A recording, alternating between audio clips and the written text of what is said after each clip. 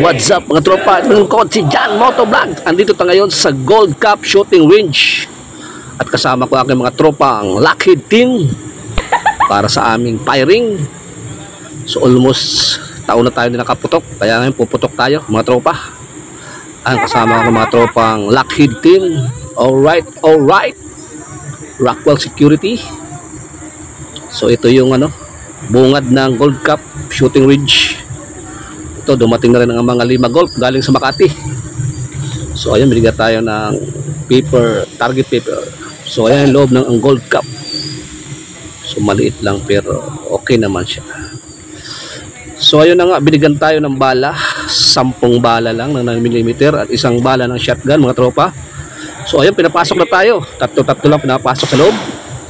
So ngayon, maglaro tayo, reload tayo ng 10 bala ng 9mm. Tig-limang magazine tayo. Sa isang magazine 5 lagyan natin. So reload mo tayo. Relax lang tayo. Relax. So medyo na-miss ko rin pumutok. Relax lang tayo. Reload muna tayo mga tropa. Reload tayo ng bala ng 9mm. So ayan. Mukha lang kabado 20 pero hindi ko kinakabahan yun. At sanay tayo pumutok. Wala lang practice mga tropa. So na-miss ko ng pumutok talaga. Huwag yung simang putukan. Tigrib tayo dyan. So ayun mga tropa. Tinanong ko yung firing range officer. So ayun na nga. So let's go. Pwede tayong pumutok mga tropa. So ayun, nagload na tayo. Alright. Kasa. Pwede tayo, putok na. Let's go. Iputok na natin dapat iputok mga tropa. Putok ka na. Alright, round 1. Boom. Pasok. Pumasok. Second, pasok pa rin sa loob ng papel. Boom. So, yan tayo sanay. Wala ng practice talaga mga tropa. Di, putok lang ng putok. Basta tamaan yung papel. Putok lang ng putok. So, ayun na nga. Unahin mo yung makasin. Medyo naghahangang Wala mo na. Naubos na pala. Yung bala, 5 lang kasi yun eh. So ayan na nga. Pangalawang magazine ko, 5 uli. 5 putok uli yan mga tropa. Alright, boom. Pang-6 na putok. Pang-7 putok. Yun lang, pang-8 putok.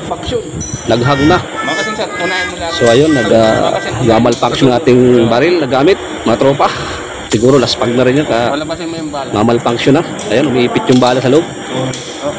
So ayan ipit yung bala sa loob. Ulitin nyo na lang siya. Nalabas muna para iputok ulit. Sayang yung 2 bala pa. Nako, bitin tayo nito. Yun lang, naghahang yung ating baril mga tropa. So ayan, ready ulit tayo. Putok ulit tayo. Putok. Alright. Oh, di pumutok. Hindi ko pala kasa. Yun. Sige, putukan ulit. 2 pa yan. Boom, pang-8 putok. Last putok. Boom. Yan. Tapos din. Meron pa pala. So ayan nga mga tropa. Putok na ng putok. Basta may puputok pa. Double check. So ayun, natapos na ako. Naubos na yung bala ko. 10 piraso 9mm Amos. Palapitin mo daw. So ayan, okay na. Tapos na, tingnan natin result kung may tinamaan ba sa gitna. So ayun, may tinamaan naman sa gitna. At medyo parang kinalawang na rin tayo mga tropa.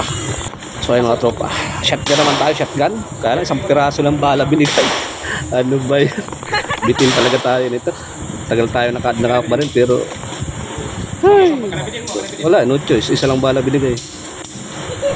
So ayun na nga. Magano naman tayo. Shotgun. Ito yung pang pang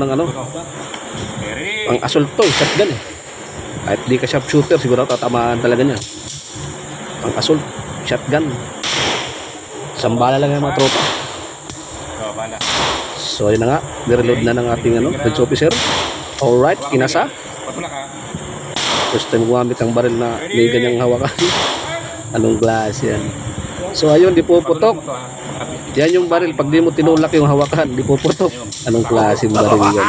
Ay, mga baril dyan, medyo Siguro laspag na rin siguro, kaya medyo nagmamalfunction yung baril dyan. Yan, pati shotgun nagmamalfunction. As per ng range officer, kailangan daw itutulak pa yung hawakan para pumutok. Anong klase yan? Oh my God. That's all. Pumutok na nga, mga tropa. Yung sambala, yung sambala. Alright. So ayun, nakatawa na talaga ito paano. Alright. Medyo kinakalawang na tayo mga tropa. Alright. Medyo kinalawang pero katawa pa rin. Next. Nagmulat. Chan Moto Black. Alright. Paano masabi?